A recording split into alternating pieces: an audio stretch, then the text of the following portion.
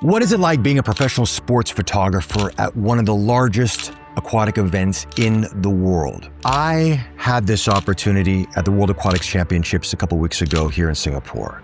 Not only did I get to speak to one of the most prolific sports photographers that's currently in the game and learned some really great tips from him, but I also got to speak to the engineer who created the A1 Mark II autofocusing system. He showed me things I had no idea you could do in this. And when I told other people this, they were quite shocked, like, there's a setting for that? So guys, this is gonna be a long video. Man, what an amazing experience. Let's get down to it. Okay. All right, first and foremost, Sony is the official partner of the World Aquatics Championships, and Singapore was the first country in Southeast Asia to ever hold it. I was working with Sony Singapore in the sense that they brought me behind the scenes to kind of document for social media the World Aquatics arenas, you know, what it's like to go into the Hawkeye room. This is the room where they have all the camera systems that are inside the pool, on top of the pool. You know, you see this in other sporting events, even the NFL, for example, you know, capturing the action close up, really helping judges and referees and bringing the viewer into the sports world in a very unique way. They have that technology and they were showcasing it there as well. And besides that, they set up this interview with Bob Martin, who's one of the most prolific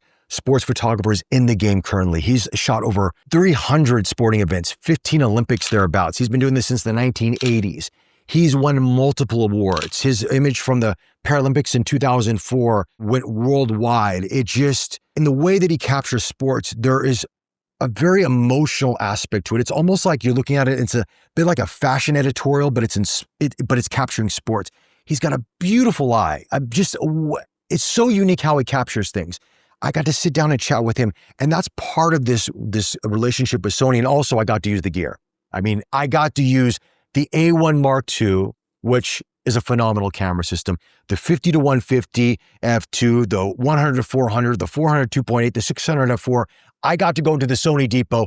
We'll talk about all that stuff because, wow, talk about like a kid in a candy store. It's unbelievable. If you've never seen these depots before, if you've done sports events, you know what I'm talking about. But if you've never, I'll explain what it's like. I want to say that this accredited photographer's badge didn't come from Sony Singapore. I had to submit to the World Aquatics Championships. I had to do a little bit of an online interview and then they approved me. And this was a huge honor and also very scary and very nerve-wracking for me because I've never done something like this at this level before. I've captured some sporting events, but more as a hobbyist, but never on the sidelines with the other photographers from around the world, Reuters, AP, Bob Martin, other photographers that you see their images all over. I've never done this. And while I was like a baby amongst masters, man, I learned a lot. As someone who loves photography, this conversation with Bob Martin that Sony arranged was really an eye-opening experience because I love to speak to people who are really good at what they do.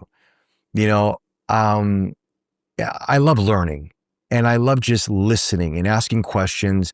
And none of them are gotcha questions, anything like that. It's about just understanding someone's journey, tapping into their passion, and what makes them stand out amongst others out there. And Bob shared so many great insights. I mean, first and foremost, I asked him, I said, you must be a huge fan of sports. And what he said kind of surprised me. I mean, I'd love to say I'm a sports mad person. I'm not. Yeah. I'm a photography mad person. Yeah. So my joy was getting an amazing picture, if that makes sense. And I certainly wasn't a particular sports fan. I mean, I like watching a bit of football, as most Englishmen do, but my joy has been the photography side, you know, and as my career has moved on, what's kept me trying is that marvelous feeling when you get an extraordinary photograph. So you're always looking for something a little bit different, something more unique? Is that I try to, yes, yeah. I mean, my career over the years has been producing pictures that the other guys haven't got, you know. So sometimes you go to, say, a track and field meet, and if I sit at the finish line with all the other photographers, I'm not doing my job properly. I need to go somewhere else and shoot something slightly different, if that makes sense, yeah. And then I talked to him about one of his, you know, what was one image that really stood out amongst all the images that he's taken thus far. And this was an image that he took back in 2004, the Paralympics, that really just, I mean, I think he won multiple awards for this image. It went all over the world. It was kind of like the viral photo of 2004 in terms of sports photos. I mean, this was a very impactful photo. And the story of how he captured this was quite amazing. As a working photographer, you know, you get ever so often you get special pictures. They're very rare these days. You know, might only come along every 2 or 3 years or something. But when you get something really special, like that Athens picture, for instance, I mean, there's a funny story about that picture. I was in the catwalk. I negotiated to be in the catwalk, which you can't do these days in Athens, to photograph that picture. And I was up there because I liked the way the water was rippling round the swimmers. And then this guy came in and left these huge pair of prosthetic legs by his chair. I thought, that's the picture. And so I started working my way around the catwalk. And if you're in the catwalk, you have a safety harness on and you have to lock yourself on and move at 6 foot and then lock yourself on. I was making my way, I've got to get there in time. And I missed his start. And I was thinking, I've just missed the most amazing picture I could ever have got. But they full started. So I got a second go at it. So I managed to miss the best picture I've ever taken. But equally, I got the best picture I've ever taken because the swimmers full started. Unbelievable. Which is pretty funny, isn't it? So the stars were aligned for you to get this. on that particular day. It doesn't often happen, but on that particular day, it was very cool. Then I asked Bob a very interesting question. I said, you know, and this is something that we talk about on YouTube. I'm like, you know, with all this technology and advancements in photography, does it take away from the creativity of being a photographer now because these cameras do so much for us? That's an interesting question, because if I sit down with all my old mates, a lot of them say, oh, the trouble now is the camera does everything for you. But to me, that I embrace that. You know, the technology means I can be more of a photographer. I can take the picture I want to without worrying about follow focusing, you know, Carl Lewis running down the 100 meters. In those days, say in Seoul, all I was worrying about was the picture sharp. I didn't necessarily compose it to perfection. And the beauty of technology is it takes the problems away from you, you know, and it makes a sports photographer who, if you went back 20 years, a good sports photographer is someone who took a picture of somebody flying through the air. Now, everyone can take a picture of somebody flying through the air because technology helps you. But then the good sports photographer is the one who takes the most creative picture of it. So I think technology has helped sports photographers become more creative. And, you know, as a genre, the sports photographer now is thinking more about what angle to shoot and not about capturing the moment, for instance. And the worry of autofocus, follow focusing a long lens, you know, a 600 mm f4 like this beastie, to follow focus that, there's so little depth of field. And in those long ago days, say, thinking about Seoul Olympics, Carl Lewis running down 100 meters and you're focusing with him as he runs towards you. That is all you cared about. And then hitting the camera at the right moment, you know, that engulfed you. And so you were only worrying about capturing the moment and not thinking about capturing the moment in the most beautiful way. Now, the great thing about technology for me, which not all my mates agree with me, but the great thing about this technology is it helps you be more of a photographer, be more of a creative.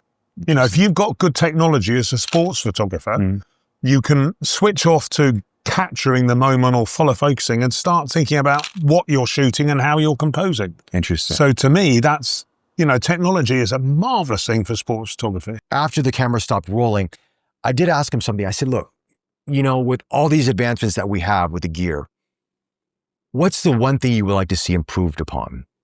And he said something that I didn't really think about, but it makes a lot of sense. And after what he said to me, and my experience at the pool and capturing the photography and capturing the sporting events, it really did stand out. And he said, ISO performance.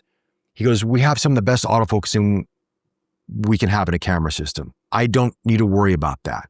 You know, the image quality is there. It's all there for me. The lenses, all that's great.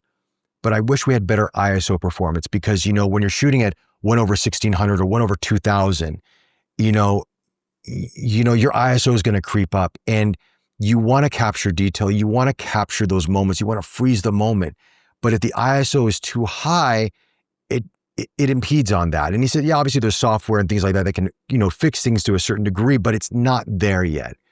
And so for him, one of the biggest improvements that he's hoping Sony will do, and the engineers are listening and like, yes, Bob, we understand. They were very, very nice guys from Japan, was ISO performance.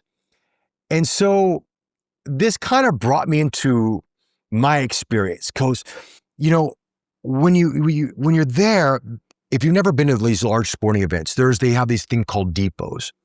And in the media rooms, Sony had a depot, which means you have all the cameras and lenses, everything you would want, they have. It's like being a kid in a candy store. And you get to use anything you want, whatever they have available, right? Now, obviously, they're having cameras and lenses that are geared towards sports photography. So like the RX1R Mark III is not going to be there, right? It's not the kind of camera.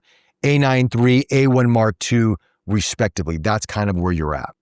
Lenses, any of the telephoto lenses are available to you.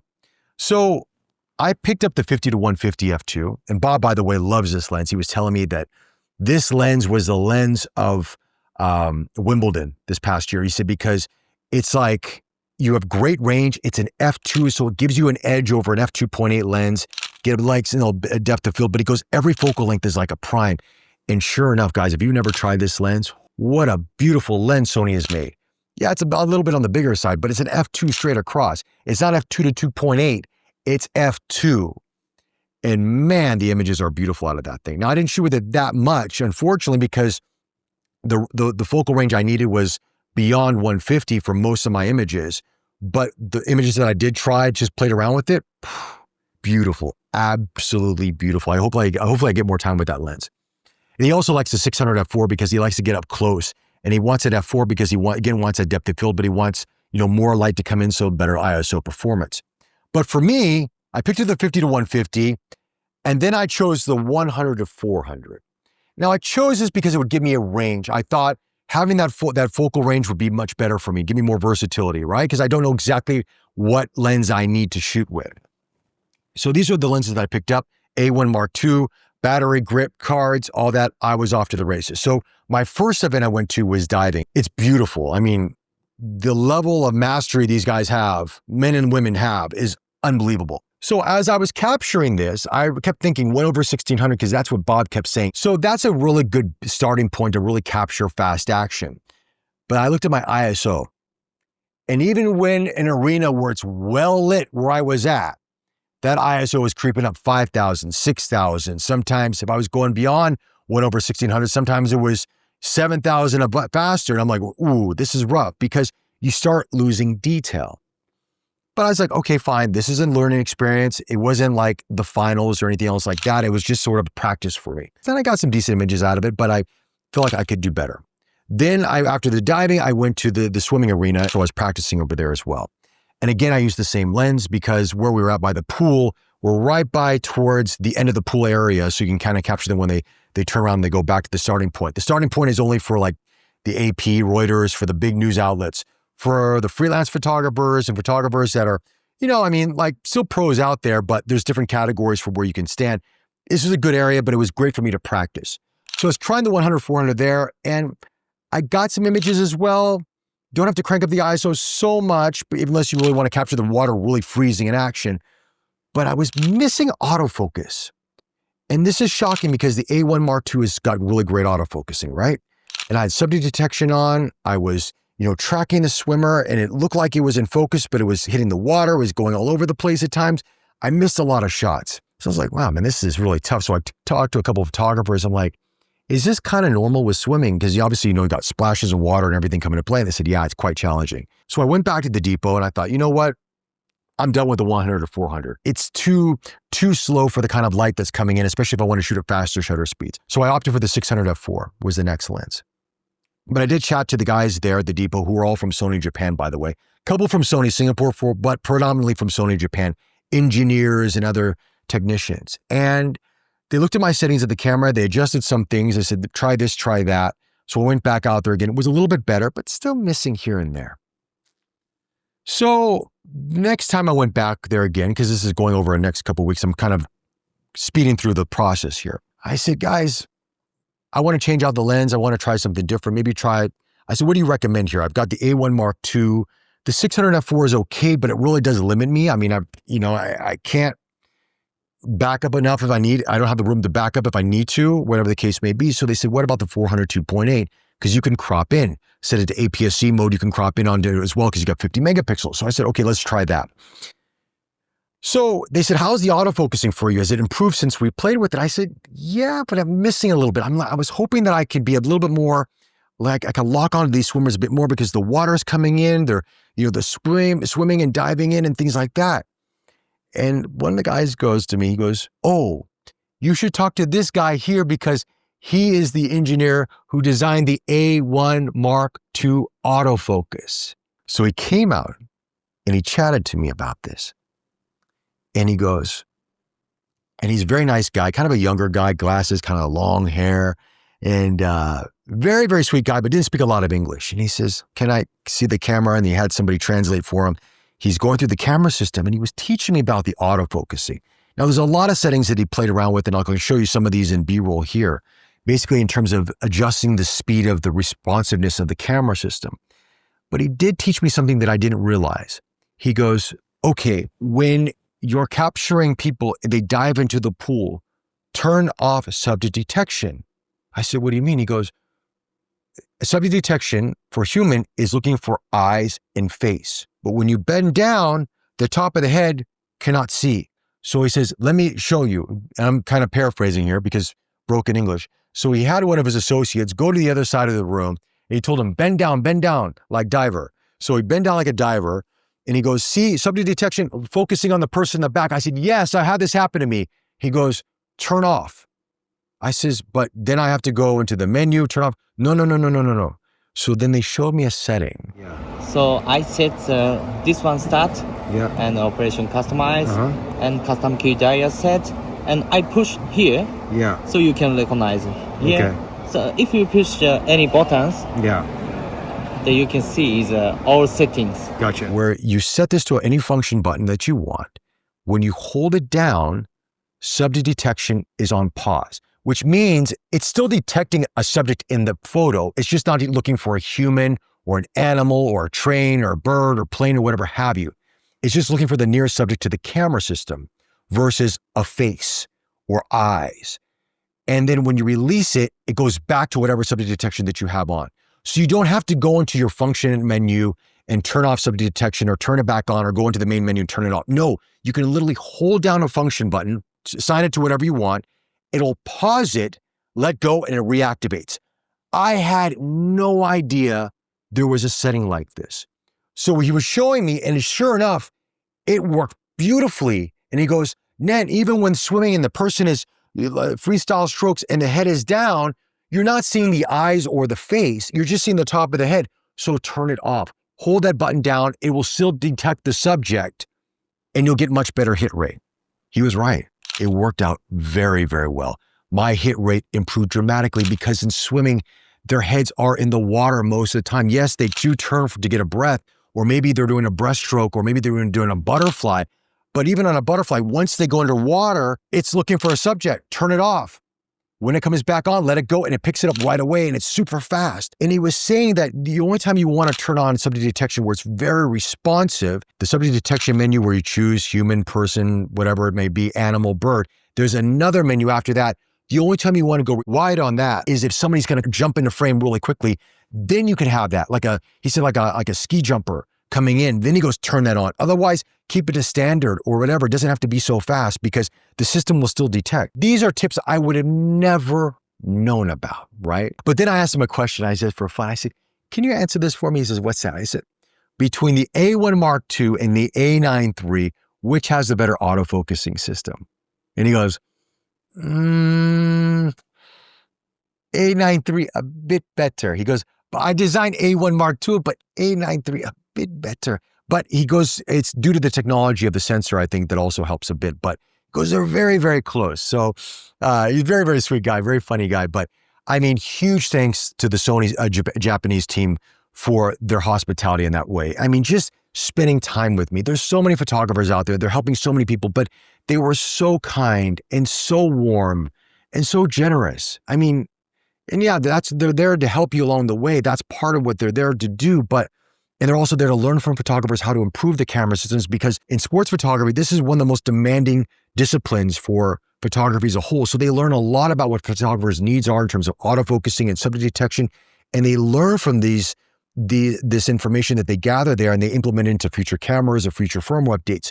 So they're there learning as well. It was really a fascinating experience, and I got a much better hit rate out of it as well. Oh, and by the way, had another opportunity outside of swimming while I was there, because at the same arena, we have it's our stadium that we have in Singapore.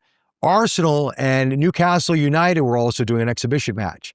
So a friend of mine got me a pass, Adele, thank you for this, to be on the sidelines as an official photographer capturing that. And because I had the Sony gear, I thought, might as well take it there as well and try it. Wow, that was fun. That was an awesome experience. I learned a lot, very different from swimming, but the camera system worked beautifully. Speaking of which, what is it like using the A1 Mark II in this kind of scenario? You know, when I had the camera initially, I had it for, when it first was announced, I had it for about 24 hours. And I said at the time, it's one of the best kind of all-around hybrid cameras when you think of it, you know, speed, performance, megapixels, video, all that's there. This is a fascinating camera. The technology is extremely advanced. I mean, and I don't think most of us will ever tap into the full capabilities of this camera system. Sports photographers probably will, or close to it, but the average person will not. The EVF on this has a dedicated pipeline, so you're getting this 9.44 million dot EVF, which is beautiful and crisp.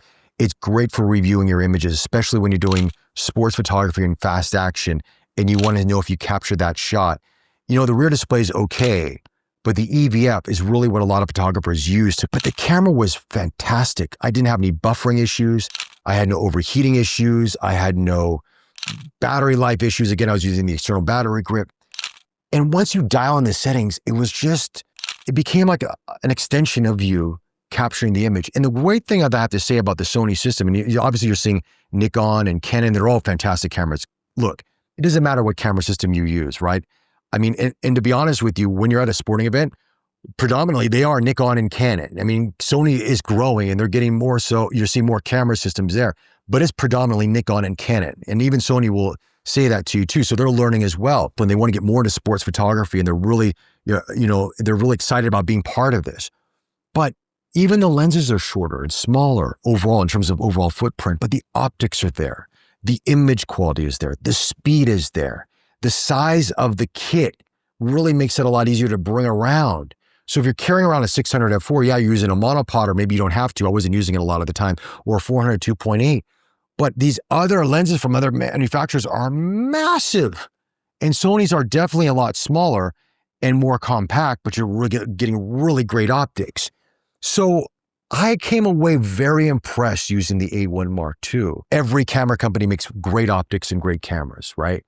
But I was really impressed with what Sony's done with this camera system. And I can see why the A1 Mark II, initially a lot of people were like, oh, it's about the same as the A1. It's not much difference. Trust me, when you take this camera system and you bring it into this kind of scenario with this type of photography, you really see the difference between an A1 and an A1 Mark II. If you're just doing lifestyle stuff, you may not notice.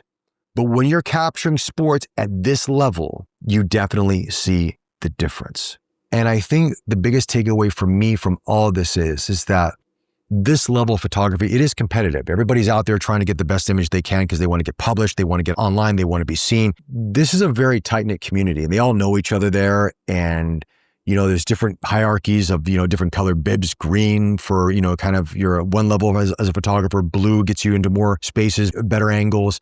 And there's another blue, which is even higher up. So you're kind of categorized that way, but you really understand what makes sports photography so unique and also such a demanding occupation is there's little room for error, because these people that do this for a living, they have to sell those images. They have to capture those moments. They have to make sure that they are always observant. They're not on their phones screwing around. They're not out there doing other things. They're watching everything like a hawk to wait for that moment. The camera is ready to go, and they need the equipment to be reliable.